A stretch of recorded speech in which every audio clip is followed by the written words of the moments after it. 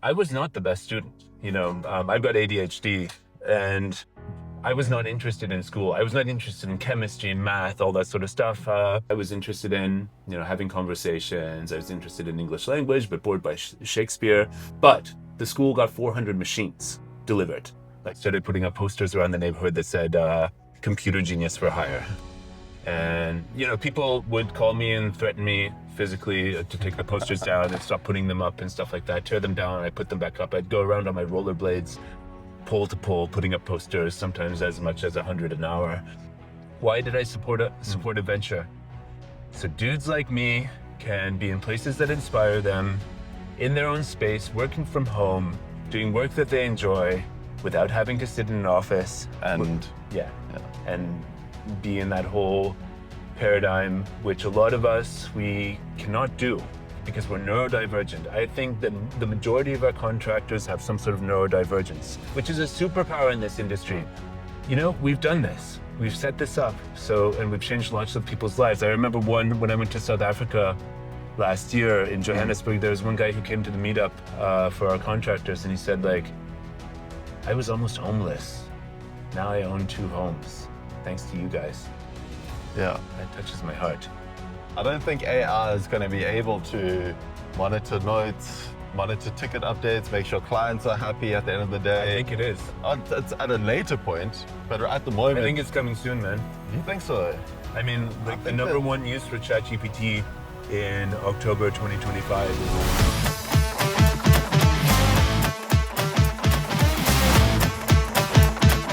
Hey everybody, this is Eric from Supportive Venture, and in this video I'm going to talk honestly and candidly about what it's like to be the founder of Supportive Venture, the whole journey that led me to start this business, and how it is to run a successful business, and the stresses of running a successful business and all that sort of stuff. And I'm sitting here today with my contract manager, Alex. How are you doing today, Alex? I'm doing great. Thanks for asking, Eric. All right, cool. Yeah.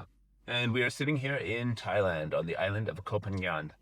And looking off into the distance, we see lovely tropical foliage and a mountain or a hill or whatever it is. And things are good. Life is good over here in Thailand. And I wanted to make this video just to sort of talk about the journey and where we are today.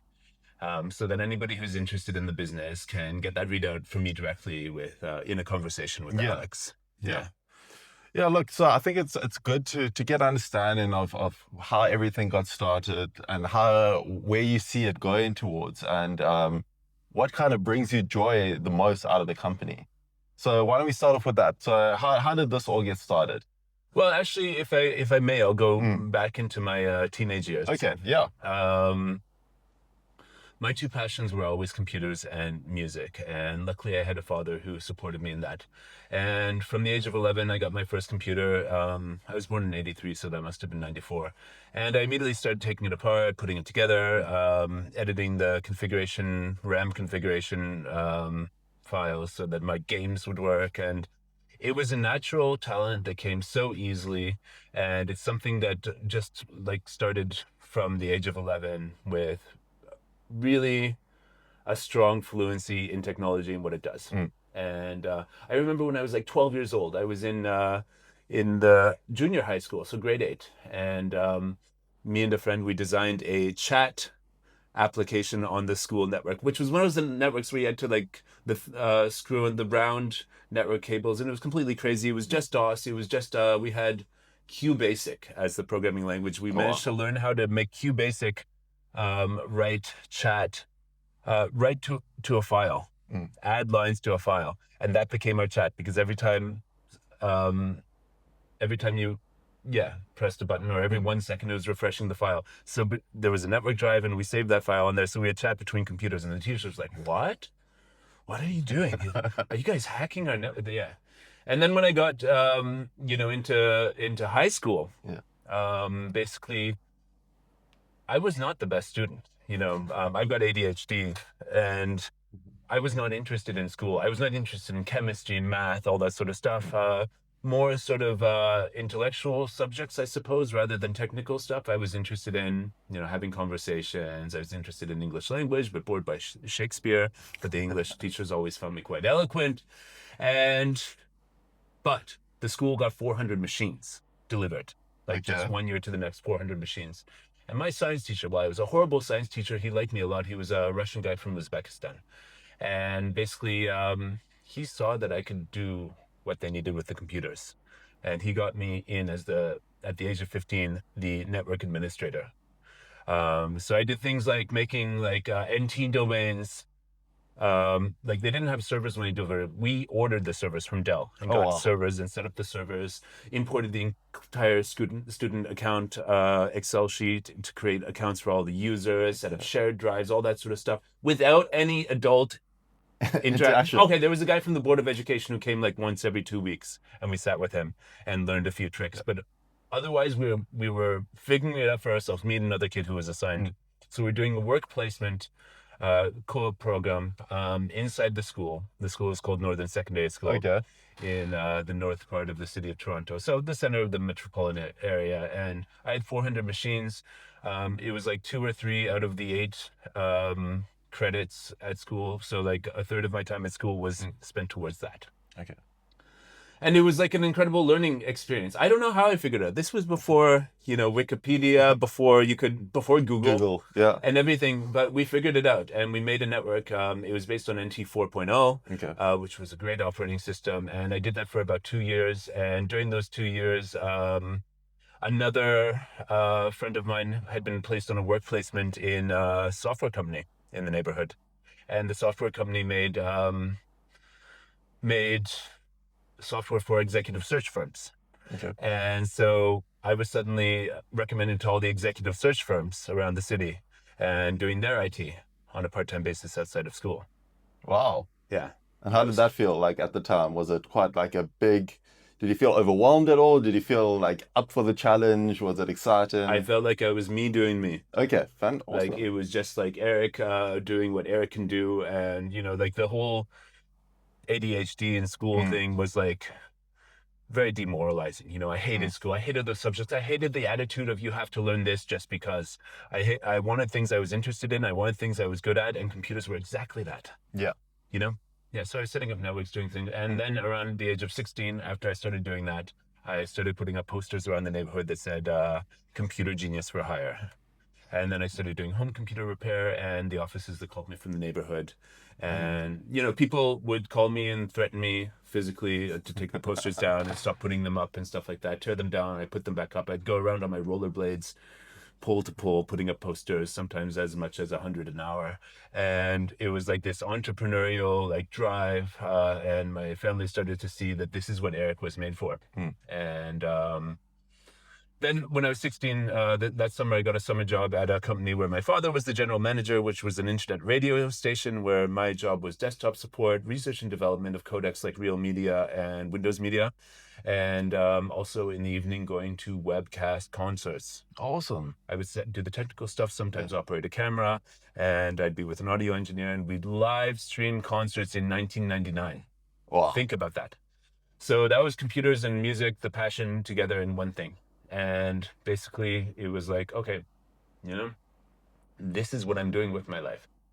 So the business continued to build in my late teenage years. I ended up going to university for 1 year. I took politics because I wanted to learn how the world works. I realized I wasn't going to get that there. And after 1 year, I went on a soul searching journey around first I was in London, then I was in Vienna and Bratislava, where my family roots are from my father's side, visiting family and stuff like that. And then I went to Spain and Morocco. On that whole trip, after the first year of university, I decided I am dropping out of university. It was not for me. My brain does not work how they want. I'm not going to behave how they want a student to behave. I'm not going to look at the world. I've got a brain that works differently.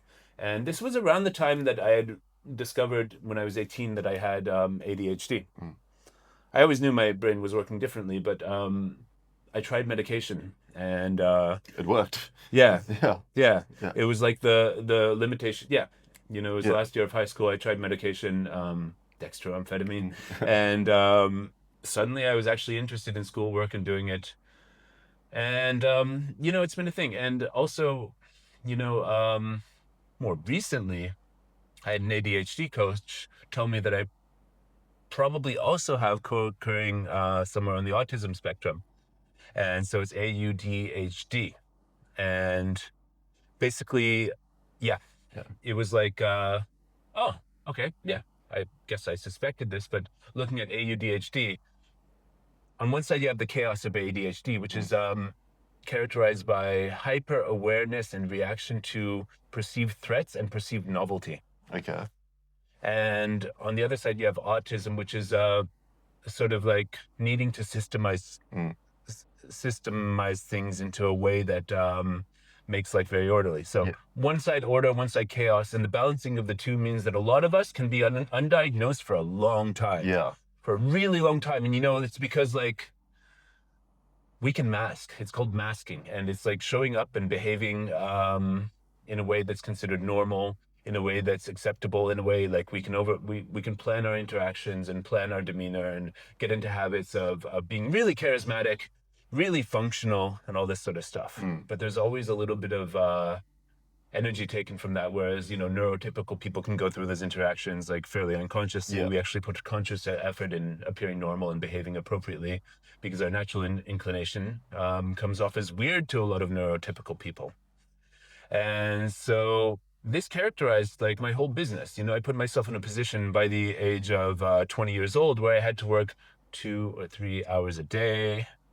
I had enough time to go in, be the guy, show up, be charismatic, make everybody like me, solve their computer problems, take the check, and leave, and then have enough time to decompress and be in my own little world, which is a very rich place. And yeah, so I put myself in that position, always worked for myself. And by the age of about 25, I had grown tired of that growth potential, specifically in my hometown of Toronto, Canada, where I lived until that point. Okay. And I'd been traveling in Europe more and more. And so I was traveling Europe. I felt alive in Europe. I felt my personal development was happening a lot more. Social development was happening a lot more. People got me more there. There was a culture of sort of like connection and socializing that suited me that I never found in Canada, in Toronto, where I was born. And so by the age of 25, I had decided I'm moving to Serbia. And then I went through a thing where I kept on going back to Canada for 3 years, between 2008, 2011, between the ages of 25, 28. Back and forth, living my life in Serbia. Why Serbia? Because I went to Belgrade. My family's from Bratislava. Went down to Belgrade one time, made Serbian friends in Toronto, got to know them, visited the country Serbia, found people very English-speaking, friendly, and fascinating. The culture is fascinating. They were just getting out of like the whole war era of the 90s, the separation of Kosovo in 2008. All that sort of stuff. It was a really exciting time, and not many foreigners were there. And so they were excited about me. I was excited about them and their culture. And I was making music the whole time. I wanted to be a musician at that point, take it seriously, see what I could do. Okay. I kept on going back to Canada for 3 months, visiting my own clients, trying to make a scene of Balkan music in Toronto and all this sort of stuff. And just continuing to be the computer guy. It's also around that time, actually the year before, 2007, when I was visiting Europe, I started experimenting with remote IT. Okay, yes. So how did that go? Like, how did that all work out for you? People found it weird, but I had a voice over IP thing that I could plug into an Ethernet port. Okay. Or I could plug it into the Ethernet port on my laptop and then hook up the laptop to Wi-Fi. Yeah. And be on a Toronto phone line with my business number. Just the same as I was there. So I called people up. Hey, can I remote onto your machine? What? 2007, right? Yeah. So the technology was there. I was using it since 1999, VNC. Okay, but yes. then things like, it was Citrix Go to Assist became more popular, and it was just like, wow, I can fix computers from anywhere. Yeah. This is going to be a business. But the world was not ready to accept it. My clients were like, yeah, we want you to show up. Yeah. But I had a guy I would send over there And Okay. I get on the phone with him. Hey, can you unplug the printer, plug it back in again? You know, that sort of stuff. Hey, can you collect the money from these people? You know, all this, Yeah. that sort of stuff. And basically, like, yeah, it started through those years when I was going back and forth, trying to run my business remotely. But then I got sick of the back and forth. I knew that I had to make a choice what side of the Atlantic I wanted to be in for that point. And since remote IT was looking like a viable option, but I wasn't ready for it yet to do a full-time business, I decided I'm going to be on the European side of the Atlantic. Okay. And I decided to move to London, England, because that's where I saw the most possibility for my music, Okay. Yes, that makes sense. which was a mix of Balkan traditional music, world music, and punk rock. So yeah, and basically, yeah, just traveled around. Got tried freelancing in London for 3-4 months, and I got work, but it wasn't enough for it to actually pay for my things. So I was going in debt when I was in London, and basically like had to get a full-time job. Okay. That's what I was going to lead to now. So that full-time job in London, how did you find the work culture in London and that type of environment? I mean, it's great. Compared to Canadian people, it's a lot more fun because British people are very humorous and ironic in the way that they approach life compared to Canadian people Okay. who are very serious and don't approach work with very much humor at all. So I learned a lot. I like their work culture. It's fairly relaxed. This is also a downfall of it. You know, they're not as ambitious as specifically people from the United States. Not as ambitious, but yeah. I was in a office of 150 structural engineers Okay. doing their frontline support. There was another guy who had been there for a while, and he was running the servers and stuff like that. And he needed me to be the customer-facing thing, which was my thing. I always viewed myself as the bridge between people and technology, so I'm in this there.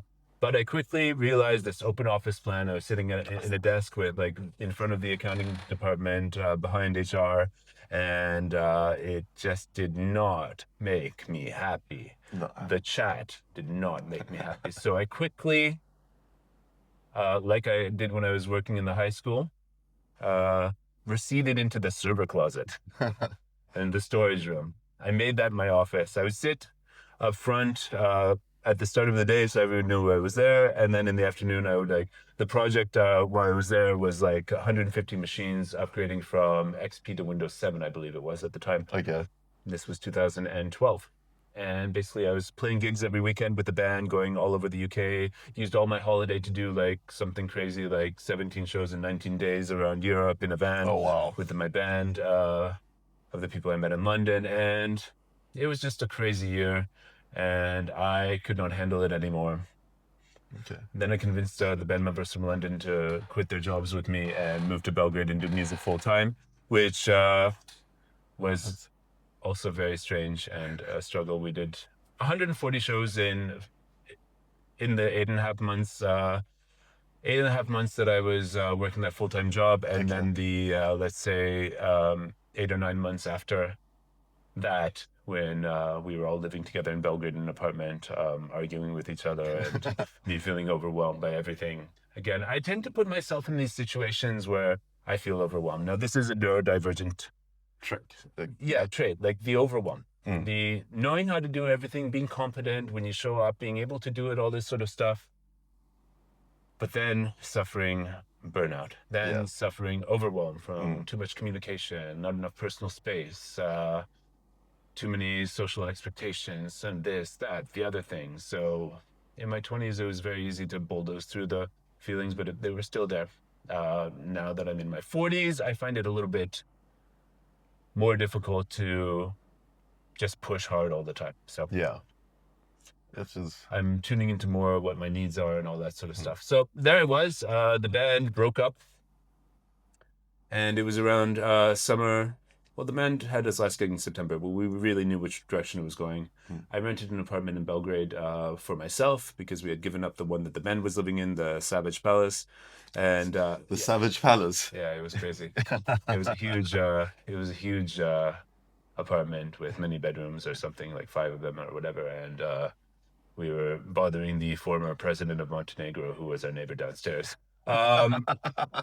Yeah. crazy times, youth. I did it properly. My late 20s were like that. Oh, wow. And I remember I turned 30 to a gig we had in Slovakia, in Košice, where I've never seen anything before like this in my life. They had half a euro rum shots, like half a euro, 50 euro cents for a rum shot. And by the end of the night, the dance floor was just a mess of like people that were like passed out. Oh, wow. Like people were passed out on the floor taking a nap because of so much ramen. It was just crazy. That's Eastern Europe in that time. 2013 was the year. That was my 30th birthday. And I knew, okay, I'm getting into my 30s now. I better do something different. I better do something serious. This remote IT seems like it's going to be things. So around July, I took this apartment and I was like, my job is to get a job that I can work online with the UK. And so I started cold emailing all the IT support companies in London, sending a nice introduction letter like, hi, my name is Eric and I'm from Canada. I used to run my own business over there. I'm looking for a job that I can work remotely. There was one guy, Simon, said yes. And he gave me a gig, which was very interesting because I had to be available on the help desk 9 to 5, but I had to work a maximum of 15 hours a week. Okay. So very low utilization, very achievable. But how was that in those early days of doing that remotely? It was one of my favorite years in my life. I rebuilt the band. Okay. I had a nice girlfriend. I rebuilt the band with local band members from Serbia. Found a producer, Kasper Weinberg, who I was working on with my music. And it was like one of my favorite years because I could just continue. I mean, the pay wasn't great for that 15 hours a week, but Yeah. it was enough to pay my rent and food. Okay.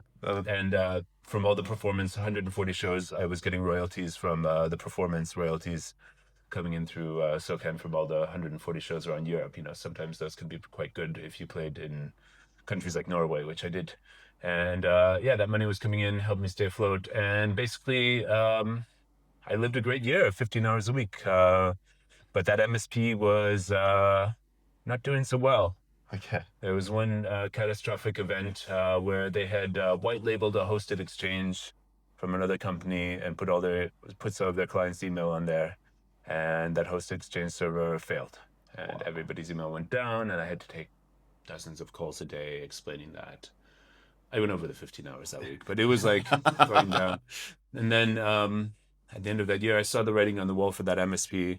They got bought up by another one, but I'm like, need more work. I'm sitting here doing nothing most of the time except for playing guitar, which was great for a year, you know? To be stable and to be remote in a country that I loved, like Serbia at that time, living the life that I wanted as a musician and doing 15 hours of IT a week, it was perfect for that year. But I'm like, nope, journey goes on this. This is a business. So I found a second MSP that was like, hey, great idea. All right, let's hire you for that. And after a trial, they're like, great. All right. Can you find some guys over there and train them to do the same? I'm like, yeah. And this was around when, like 2015? 15 was when I started training people. Yeah. Yeah. I started getting people on, test the concept. Can I train people? Can I train Serbian people? Are the British clients going to like the Serbian people on the phone? Can I mitigate the cultural differences? And everything was yes. Everything was a yes. I would travel to London frequently to maintain the face-to-face relationship with clients, my clients, the MSPs, and occasionally their clients as well. I would go inside and say hello. Just, sort of like, keep it going. And because remote work was still very scary at this point. Yeah. 2015, right? Yeah. So didn't become not scary until 2020. Yeah. So yeah, I started that, and in 2016, basically that company that I found, the second MSP that I started training people for, I was still on the first contract, but it was fizzling out. Yeah. But because they had been acquired, and I was still working for them. But the second MSP was fizzling out. They liked the idea of outsourcing to Eastern Europe so much that they opened up their own office in Latvia, and started hiring people directly there. Wow. And so then they said in March 2016, let's phase out the contract. I'm like, 1 month's notice. So I immediately moved my rear end to London, set up some meetings on the way, and found another guy who was like, great idea. All right, let's go. Okay. And because it was this impulse, like, Yeah. I've got these two guys who I trained for this role. I need to take care of them. You know, Yeah. this is my business. I'm going to grow this. And we got proof of concept here. We just need to find the clients here. And so I found a client in the financial district of London. The other one was outside. So this was like a more serious client that had more serious clients of their own. Okay. And it was like, it's go time. And so I transferred the two guys onto that contract and Yeah. started them out. And immediately, Mario, my first tech that I trained, was like, dude, I can't do this. Like, the phone's ringing off the hook and I can't focus on tickets and all this sort of stuff. And I was like, immediately, I know what's needed here. Dispatcher. Yeah. A dispatcher is needed here. So I designed a proposal for the dispatch role for them Okay. and hired another guy, a Serbian Canadian guy in Belgrade, to do dispatch. Okay. So then we had 3 guys on there. And then the whole contract went from 4 to 5 to 6, I don't know. And by about 2 years after that, we had started 24/7 service with them. I was going to Asia, finding people for the night shift. We had gotten, in 2017, I had hired Nina in our company. She was doing constant lead generation. We were getting so many leads. The business was growing, started getting other clients.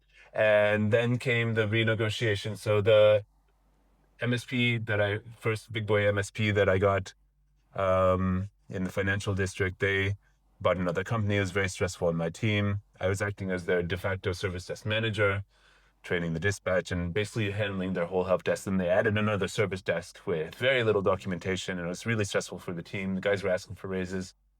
I went to the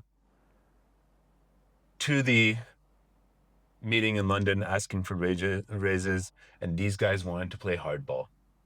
I was asking for like something ridiculously low compared to what they would pay in London, but they were like playing hardball and being aggressive. These guys had previously come to Belgrade, and I'm not going to go into details, but I wasn't really happy with their behavior there and the way that they treated people.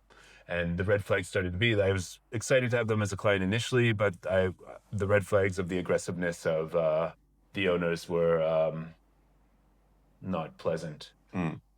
But it was business. It was progress. I got to train my first dispatcher. I got to be a de facto service desk manager, blah, blah, blah, blah, blah, blah. Run the remote team how I always imagined. I got the experience. But they, in the meeting where I was negotiating raises for the guys who basically took a lot of the service desk pain of merging with an MSP with very little documentation. Basically, when I asked for the raises that the guys wanted, they walked out of the meeting in like a dicky hardball sort of move.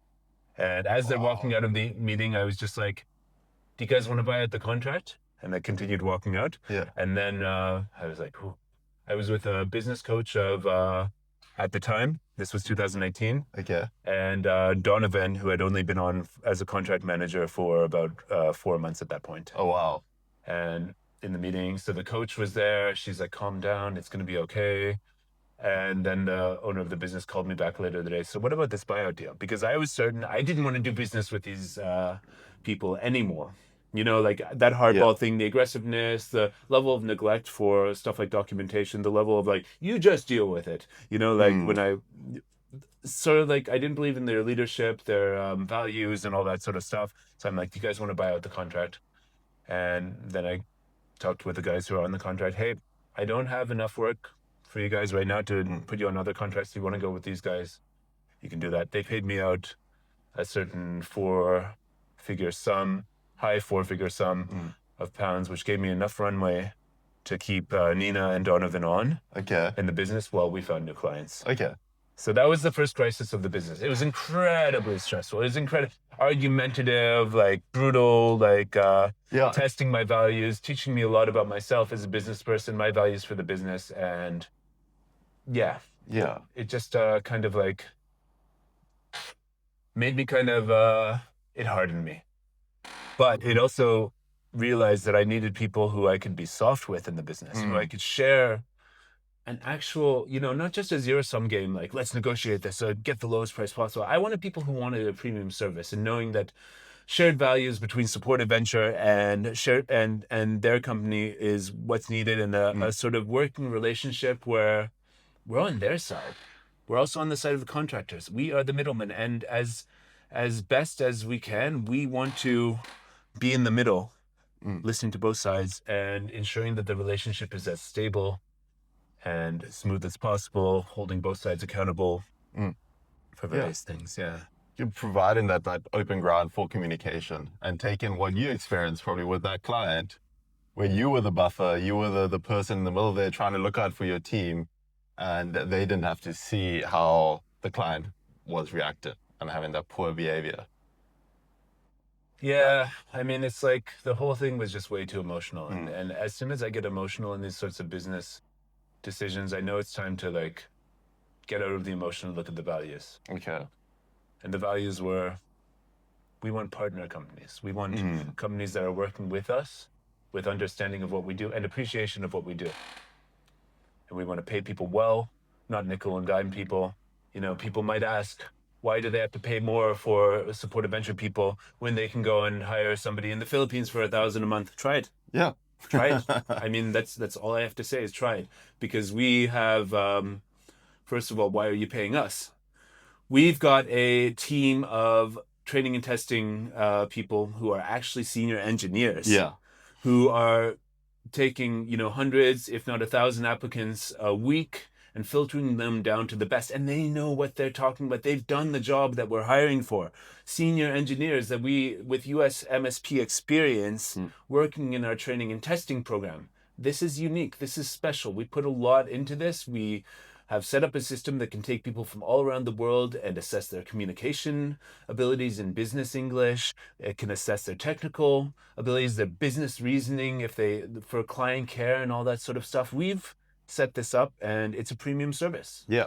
And we also, just on that note, we constantly developing it as well, trying to keep up, testing with like latest tech.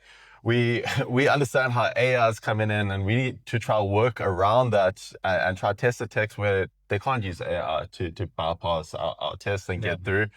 So they definitely can't use AI to make an intro video. No, they can't do that at all. If they did, it would be really creepy. Yeah, be very, very very strange. But yeah, so Eric, it wouldn't sound like that, but yeah. So going back to 2019, 18 was when that client divorce, the first client divorce buyout deal happened. And for example, buyout deals for us, they're bridge burners. If a client wants to buy out, unless there's a situation like one of our guys from one of our big clients moved to the United States, and we let them work directly, with each other because they're in the same country. Yeah. Our international model. Yeah, buyout deals are bridge burners. It's when we no longer want to work with the company. Otherwise, it's not our business model for various reasons, and we do not do that because it sacrifices our ability. Like, by the way, that buyout deal that I described, the first one, the client divorced with the guys I didn't want to work with anymore, I had to manage it in the background because their aggressive behavior was ruffling feathers in the team. So I had to still manage it in the background just to make sure I wouldn't have to give a refund as per contract. That I would have to give if the guys quit within the first few months or whatever.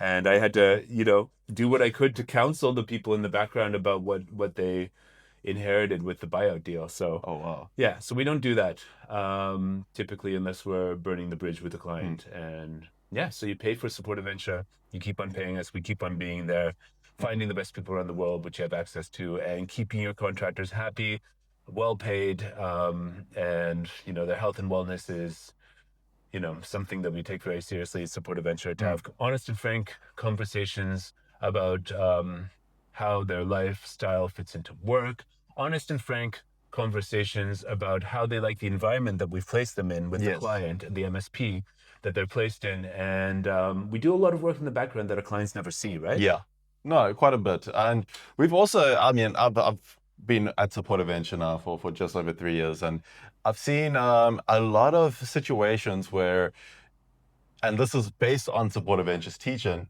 where if a contractor's in an environment and say they find it a little bit stressful, they don't know who to turn to, it's starting to get to them a bit, they have a conversation with us.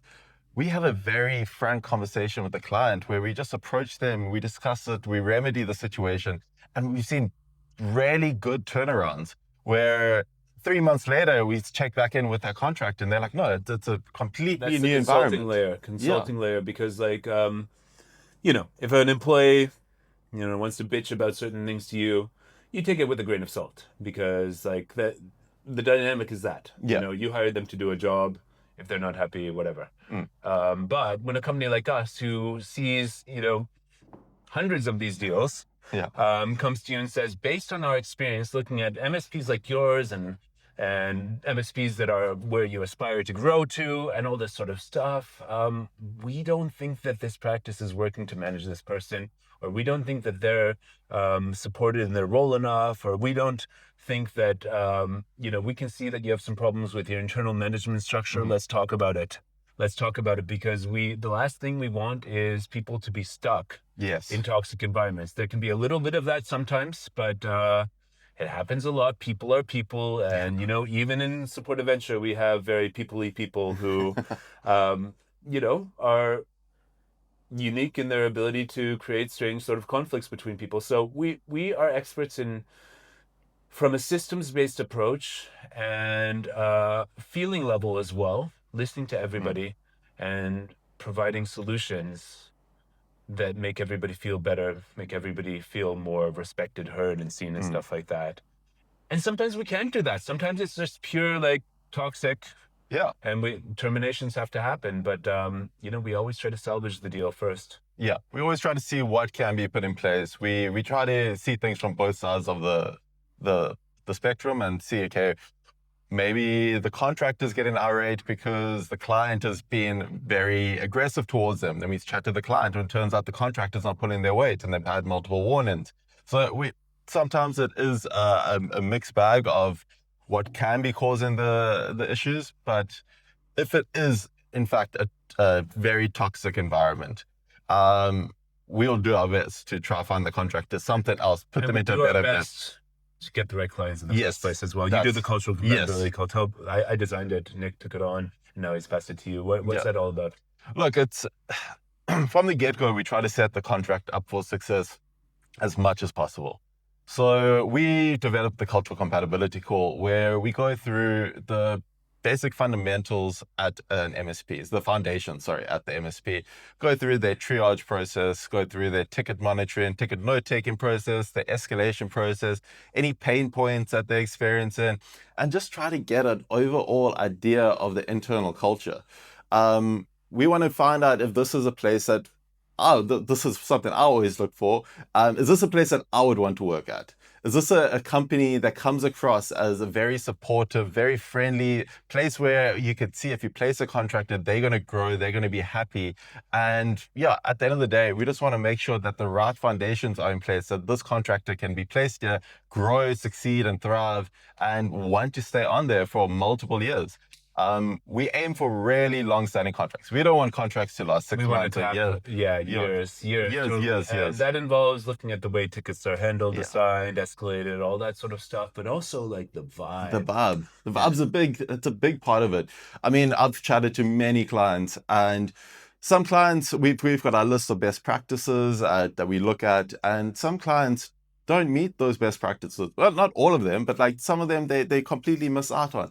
But you could see the person is very supportive. He's open to new ideas. They're open to learn, and they're like, yes, that makes sense. Oh, that's something I'm going to implement. And then you're like, okay, cool. This person is somebody that I feel comfortable placing someone at, and they're going to grow with the company.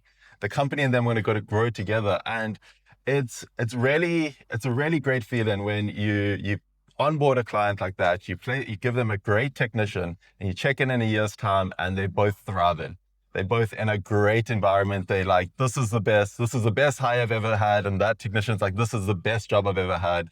And it's a really good feeling to know that our vetting process actually works. Yeah. We're very proud of it. For the contractors and Yeah. the clients, yeah, it actually works. We find the best people to work for the best companies who have the best management, and that's the success. That's the secret sauce. I'm very proud of everything we built. Yeah. And it's amazing. And this is all stuff that was becoming apparent right from my first remote tech job where I was working on the help desk for an MSP from 2013. Building it through running 24-hour service for 4 different MSPs simultaneously starting 2017, onboarding all different people and all this sort of stuff. It all evolved. Yeah. Remote working was my thing from 2007. It was my dream, a reality since 2013. And basically, I was way ahead of the game. Yeah. By the time 2020 rolled, I was going to touch on that now. So let's touch on 2020, where right. Okay, remote so working. Let's go back into 2019. Okay. Let's pick it up in 2019 September. 2 weeks in Colombia. Okay. Then back to Serbia for a bit. And then in the middle of October, relocated to Chiang Mai, Thailand. Okay. And then from there in November, and Chiang Mai, Thailand is when we started working on the formal training and testing program. Before that, we were just interviewing people and recording the Zoom calls, sending that to clients. And after that, we had the training and testing program, the automated recording of video intros. I was working on that with Malin in Chiang Mai in 2019, October. And then I flew to Los Angeles in November, visited clients there in California, 2019, November. Then I went back to Thailand. Then I went back to Serbia in December. Then I went to Canada for Christmas. Then I went back to Serbia on a road trip to Greece, where I spent a couple days in Turkey, flying from there, and ended up flying back. And then I went to South Africa, February 2020. At this point, coronavirus was starting to get a lot of press. People were making jokes like, I hear coronavirus goes well with Lyme disease. And it was still like, okay, we'll see what this is. And I had booked March to be back in Thailand on this island with Sky, who's now our systems developer at his retreat center. He's a fitness guy. And I was going to take a month and just live the island life and focus on my health and fitness and stuff like that. So I started doing that in March. And then COVID lockdowns came in the middle of the month, and basically it ended up being 3 months, and business slowed down. We lost some clients during that time, but I was watching on, online. There was that guy Gary V. Like the V-neck guy. Yeah, super like motivational entrepreneurial like speaker. He's like, all right, use your downtime to make content, make money. So actually, in the last moment before the lockdowns, like literally like 2 days before the lockdowns started, I flew Tal, our marketing consultant, because he was like in Turkey. He's like, I don't know if I want to stay here. Things are getting weird. I'm like, come to Thailand. We'll sort it out. Just come here and work with me. Yeah. And we sat there during that time, April and May 2020, and made a lot of the content that started to become the new marketing strategy of Support Venture, which was make videos on YouTube about stuff like how to interview technicians, how to make an escalation policy, and all that sort of stuff. We started doing that. We spent months doing that. And at the same time, I had been to South Africa for the first time, where you're from, and met so many great people there who were joining our program. They all applied because suddenly they couldn't go out, and everything was banned, and basically so we had tons of South Africans going through our newly constructed training and testing program, which actually first gave them VM tests and the intro videos and stuff like that. And after a few months, and everybody realized that the world wasn't going to end and business was going to continue, suddenly there was a new interest. We had MSPs that told us always, we need people coming in the office. We're not hiring remotely. International. Our clients will like that, all that sort of stuff, and coming back and saying, hey, what can you do for us? And having 7 years of remote IT, remote MSP experience already, learning about dispatch, learning about escalations, learning about documentation and all that sort of stuff, I was in a position to finally grow the business how I already imagined. We had about 30 people at that point, at the start of 2020. Probably dipped down to about 25. And then by the fall, autumn season of that year, started going up and up and up. We tripled between, I think October 2020 and October 2021. The business tripled. It was constant onboarding, and which ultimately led for us hiring more contract managers the year after that. Yeah. And yeah, man, it's been a journey. And why do I do this? Why did I support a venture? So dudes like me can be in places that inspire them, in their own space, working from home, doing work that they enjoy without having to sit in an office. And yeah. And be in that whole paradigm, which a lot of us, we cannot do. We cannot, it burns us out to have to do the small talk, because we're neurodivergent. I think that the majority of our contractors have some sort of neurodivergence, which is a superpower in this industry. People don't know how to fix computers, neurotypical people, like typically they don't think like that, but we have an almost psychic ability. Almost psychic. I'm not going to say psychic, but the way to envision systems and how they work and all this sort of stuff, to go in and fix computers and build systems and all that sort of stuff. We're not the people who want to answer how we're doing, how our day's going, like by everybody who passes us by and have meaningless chatter. It just didn't work. And I wanted to create a business for guys like me who found the office life intolerable, but loved doing tech work, loved exploring the world, and loved, being basically in control of their own environment and doing something that they're naturally inclined and good at, and doing it in a way where the work is organized in a way that doesn't distract them and allows them to focus on the stuff. Because focus with ADHD is like so hard sometimes. If you get a call in the middle if you get a call in the middle of going deep into a problem, it distracts you. It saps your juju, Yeah. Like your tech mojo is now... It completely knocks the wheels off. It can go from like 9 out of 10, 9 out of 10 to 2 out of 10 in a second when you have to pick up a phone and hear an unfiltered other problem from somebody, or have them complain about something, or, we're very emotionally sensitive, us neurodivergent people. We're very sensitive to people, their concerns. We're very attentive to that sort of stuff and easily distracted from what we're doing. So, that's why we advise our clients not to have the techs answer the phones, at least the senior techs, No, definitely not. The triage, dispatchers, answer the phones, dispatch. That's what you're there for, But the people who need to go deep and get in their space, get in their zone, focus their energy, which, the focus is very fragile for us neurodivergent people. It's very important to give them the space and the order so that they can work on issues in a way that suits them, in a way that allows them to use their genius. I'm the guy who declared myself a genius at the age of 16 and put up signs declaring myself as a computer genius for hire at the age of 16. I believed in myself. And a lot of people, based on their experiences in society and stuff like that, the way they feel ostracized, outcast, whatever, because they're neurodivergent and they don't behave in social situations as people are expected to be and all this sort of stuff. A lot of people don't have the confidence that I easily got. And we are there to help those people believe in themselves. That's what Support Adventure is there for. That's what the training and testing program is. Like, all of this stuff is to help you techs out there believe in yourself.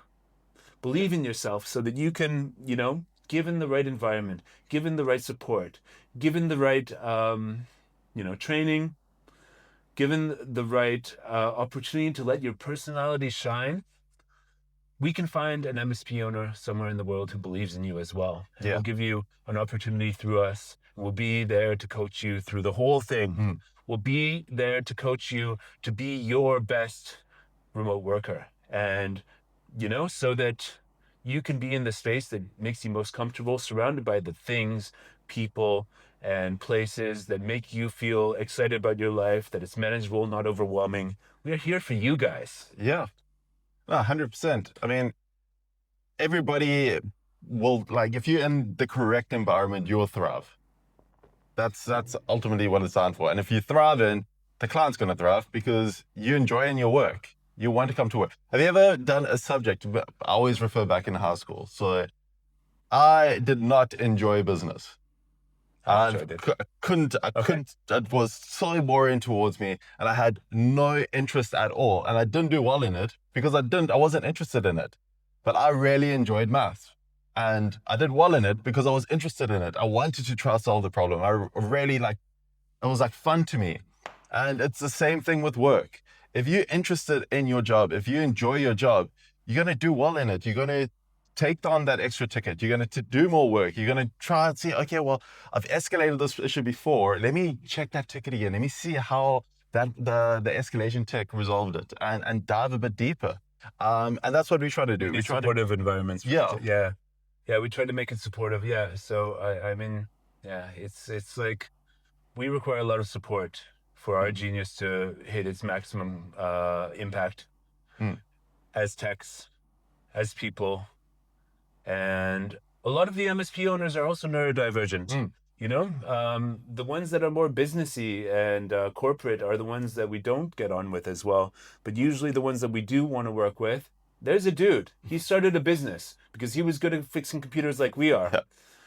Now, there's certain blind spots they might have for how to manage people because they know how their brain works and they assume that everybody else's brain works like that. And even in neurodivergence, there's like a whole, different spectrums and inclinations and stuff like that. So we help them get past those blind spots. And, but a lot of MSPs that are becoming our clients have matured to the point where that's not an issue anymore. But we're always willing to help somebody who knows that they have a problem and is willing to get help. Yeah. And in the cultural compatibility call with Nick or Alex, sort of like puts that on the table and is ready to, turn the page and have an organized environment so that they can thrive and different types of people can thrive with different needs and different ways of thinking can thrive on their help desk. It's like, like structure is there, and you need to have a structure that also allows people to be people and human. Yeah. Let it breathe a little bit.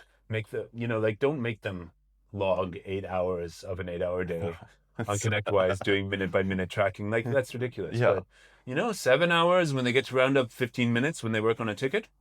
Yeah. Round up to the nearest 15 minutes. That's reasonable because that encourages them to work many tickets and do a good job on them. And yeah, let it breathe. It's all about people. Yeah. It's all about people helping people helping people. It's exactly what it is. A lot of the times, people forget that the technicians are people at the end of the day. Yeah. This isn't a robot or AI. It might be soon. Might be soon. It might be very soon. But you have to understand, people have emotions, people have needs, people have other things going on in their life outside of work. And it's just important to have that understanding and treat people all fairly and equally. So yeah, I mean, going back to Support Adventure, what is your goal at the end of the day? My goal is to change people's lives by giving them remote work that's suited to them and their innate brilliance, and taking into account what their desires are, desired lifestyle, things that they cannot accept. My desire with Support Adventure, is that what the question was? Yeah, like your goal. Keep on changing more people's lives so they can live a great life in places that inspire them in a work environment that they find manageable and hopefully productive and that they feel at home in. That they feel at home with their remote working environment, with the people that we place them with, and with our contract managers, the team, with the brand of Support Adventure, with the people we have on our team we're there to serve everybody. We're there to serve the clients. We're there to serve the people that we hire. And I know it's really frustrating for people who apply to Support Adventure and never get a role with us, even if they went through the training and testing program. It's one of the really sad parts of this business that how many great people we have that pass our program who aren't getting jobs because there's just so many people out there, and the amount of clients that we can find is not as much as the amount of people we can find, and we're going for quality of connections rather than quantity. We're not just trying to run a meat market where we sell off as many techs as possible, make as much money as possible. No, the values are different.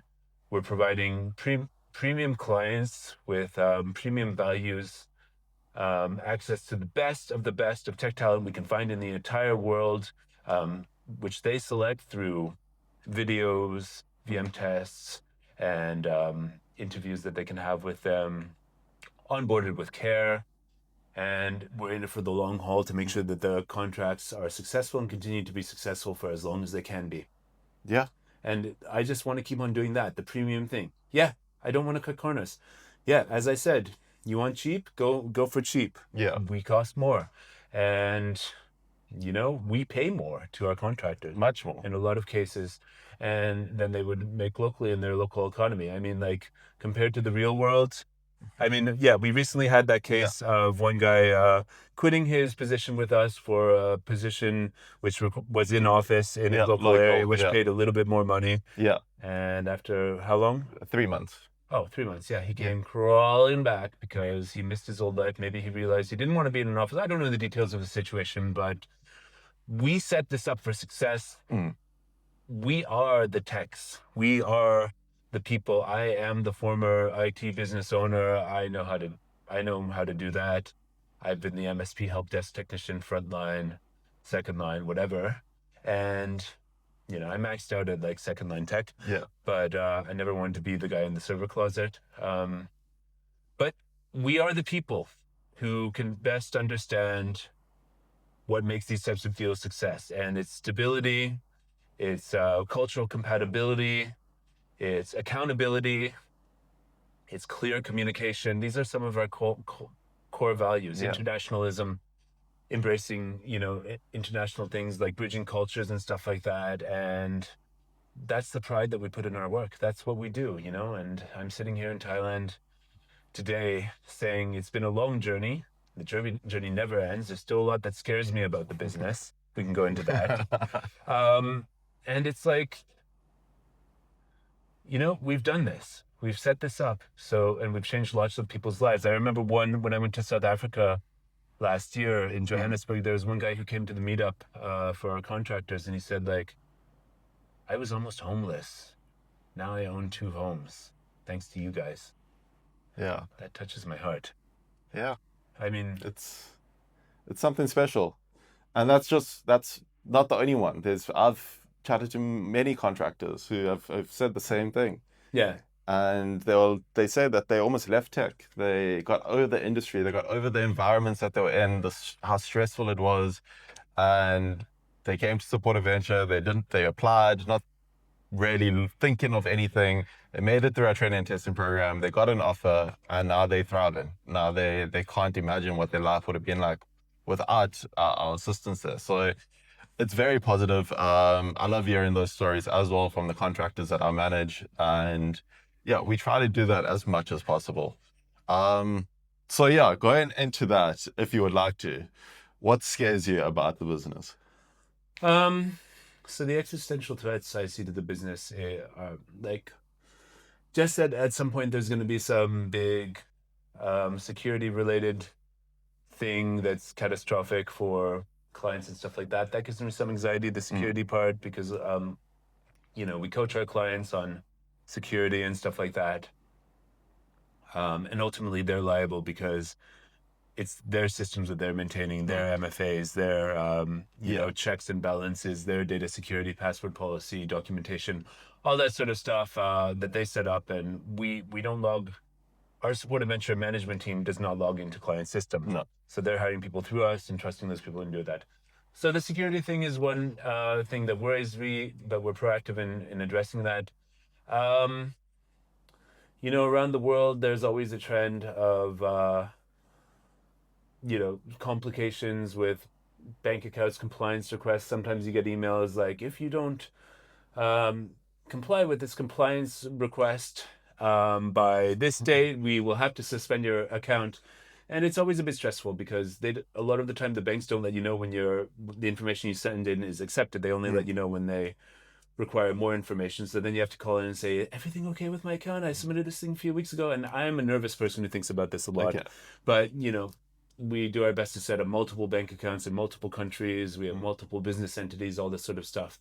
But that's a source of anxiety, if I'm going to be honest, that like 1 month, some banking compliance thing would keep us from paying our people on time. Okay. Because I think anybody who's watching this who's one of our contractors would agree we have a pretty good record of paying on time. Yeah. So that's a anxiety for me. For me, I'm also anxious that maybe Donald Trump would put in a tariff on people stealing American jobs by telecommuting from other countries, and that he may make that his next tariff thing, stuff like that, which would be very difficult for us, because most of our clients are in the United States. That's a thing, and yeah. What about the threat of AI? Oh yeah, that was the other thing. Okay. Yeah. Okay.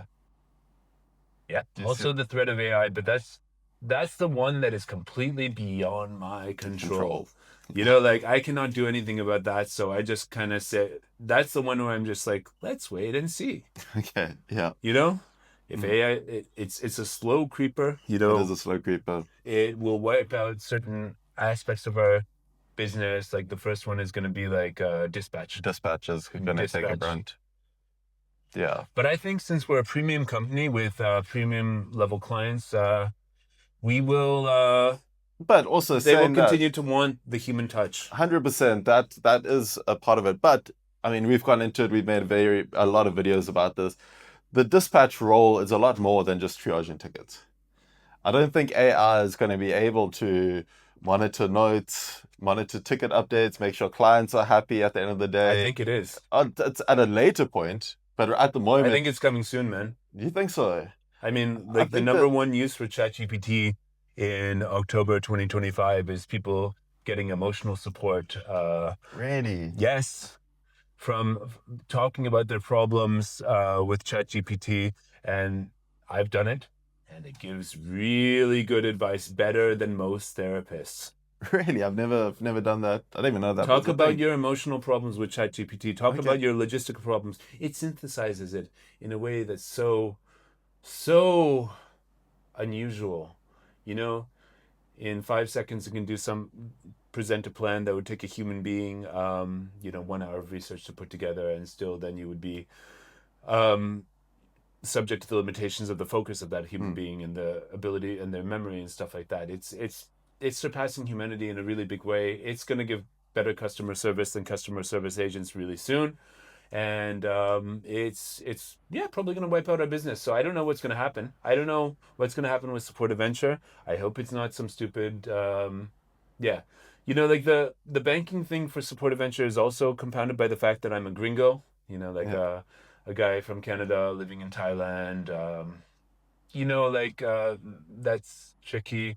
But so far, our bank accounts have stayed open, except for one time in 2023, where a receiving account in US dollars got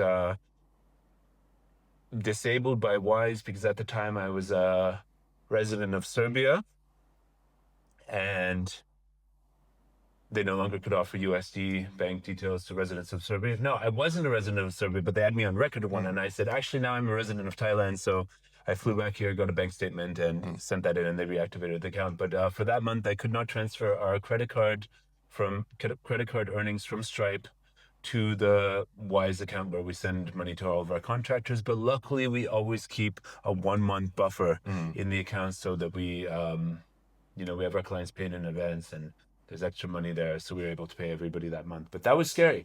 When I found that out, that the account was disabled, I was in an airport lounge in Spain about to fly to Morocco. And it was very stressful. I didn't enjoy that experience, and they couldn't tell me why it was happening, and then I found out a couple of weeks later, and then I came back to Thailand and fixed it because I was a resident here by that point. Yeah. And it was fixable. And yeah, stressful things like that still keep me up at night. You think like you run a successful business like Support Adventure, your life becomes easier, but in reality, like success as an entrepreneur comes with a whole different set of issues. Yeah. If I'm going to be honest, it's been very strange to adjust to all of this, but having done lots of research into neurodivergence, and they say they've never found an entrepreneur with a normal brain, and I am looking into more and more what my needs are moving forward in life, going into midlife, my 40s, and just sort of like trying to stay healthy and all this sort of stuff and not let stress really ruin me, which it does sometimes. Yesterday was a very stressful day. for various factors. I mean, you saw me yesterday. It was like really stressful and worked through the issues and stuff like that. Yeah. The journey never ends, folks. The whole thing is like mind-blowing how much stuff you encounter, how much humanity you encounter when being an entrepreneur, running a business like Supportive Venture, international with people around the world in different countries, different clients, different people, different bank accounts, currencies, all this sort of stuff. But the main thing is people.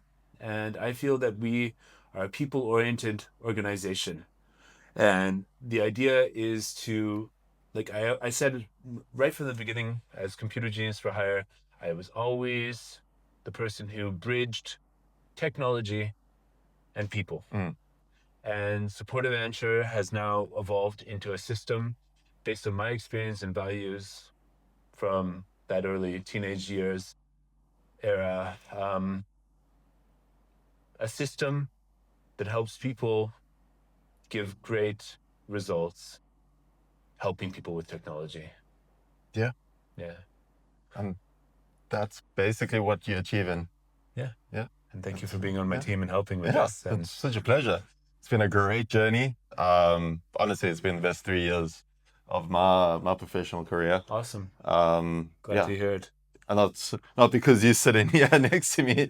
I honestly mean that. It's been it's so refreshing coming from a corporate South African environment, and just the work culture and dealing with our clients. Some of our clients are so great. They're so nice to deal with and That's so experience. understanding And of the people thing, and yeah, and also to learn from.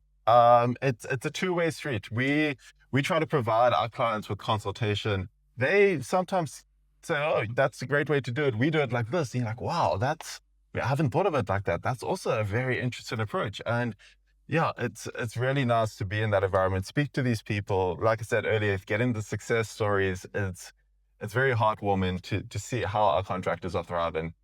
And yeah, thank you, Eric. Thanks for putting this all together. Thanks for taking yeah, this let's leave it there. little podcast with. Over an hour Yeah. right now. I hope you guys got to know me a little bit better and what this business is all about, whether you're a prospective client, prospective contractor, or a client or a contractor. We hope you've enjoyed this podcast.